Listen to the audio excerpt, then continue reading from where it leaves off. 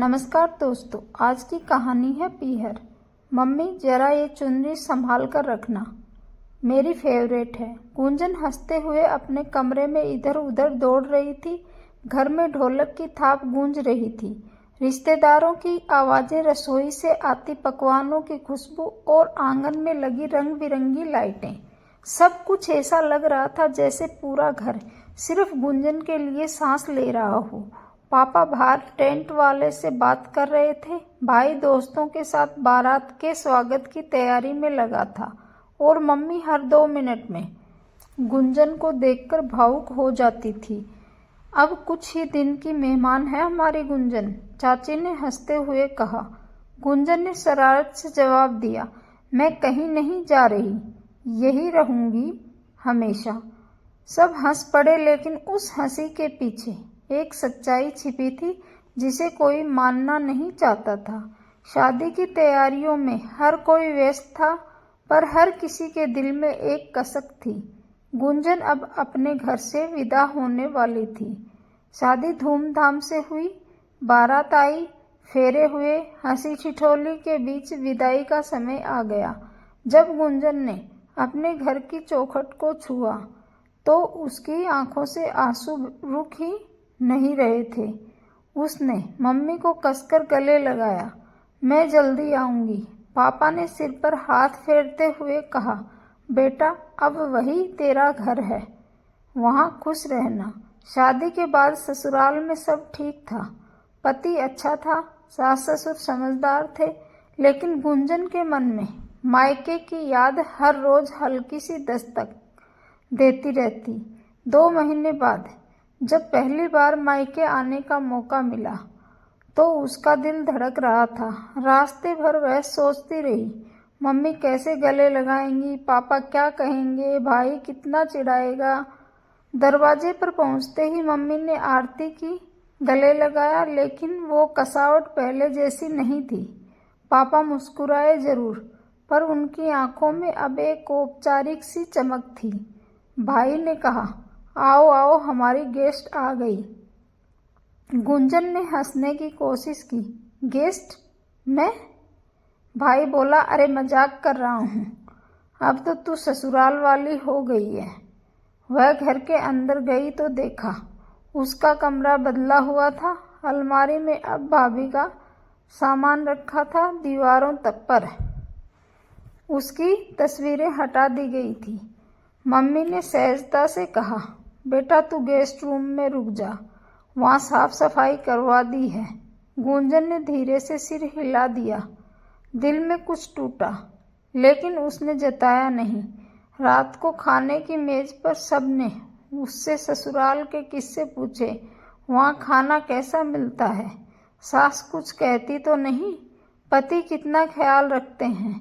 सवालों की लाइन लगी थी, पर किसी ने ये नहीं पूछा, तू खुश है न?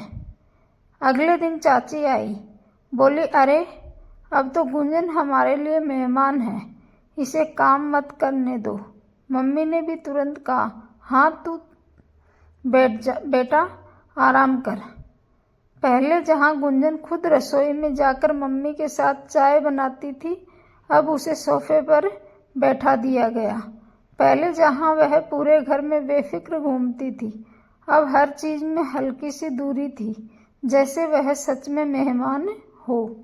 रात को वह छत पर चली गई, वही छत जहाँ बैठकर उसने कॉलेज के सपने देखे थे, जहाँ भाई से लड़ाई की थी, जहाँ मम्मी के साथ पापड़ सुखाए थे। आज वही छत उसे अजनबी लग रही थी। उसकी आंखों से आंसू बह निकले। पीछे से मम्मी की आवाज आई, यहाँ अकेली क्यों बैठी है? गुंजन ने धीमे से कहा, मम्मी क्या मैं सच में इस घर की मेहमान हो गई हूँ? मम्मी चुप रही, फिर बोली, ऐसा क्यों सोचती है?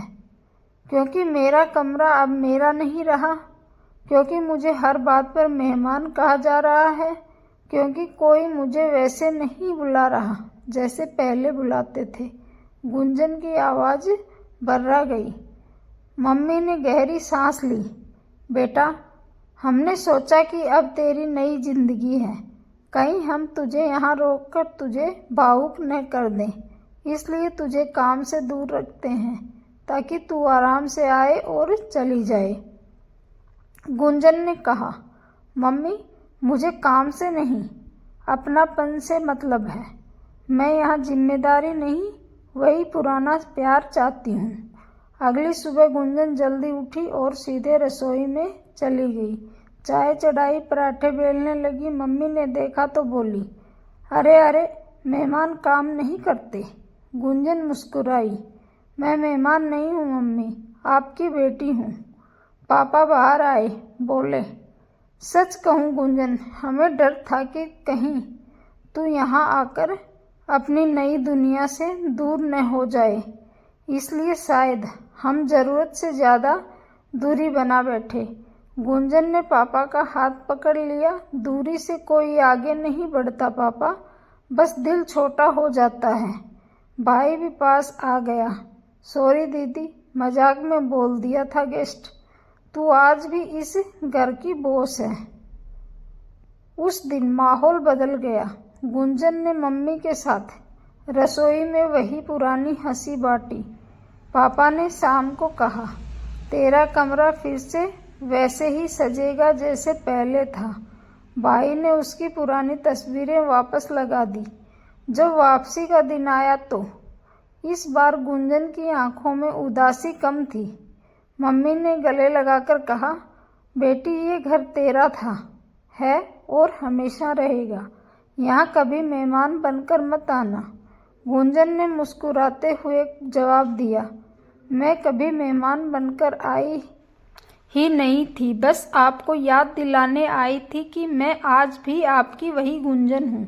गाड़ी आगे बढ़ी तो गुंजन ने पीछे मुड़कर देखा। घर वही था, लोग वही थे, बस एक बात साफ हो गई थी, शादी से बेटी पराई नहीं होती, बस उसका आंगन थोड़ा बड़ा हो जाता है। धन्यवाद दोस्तों।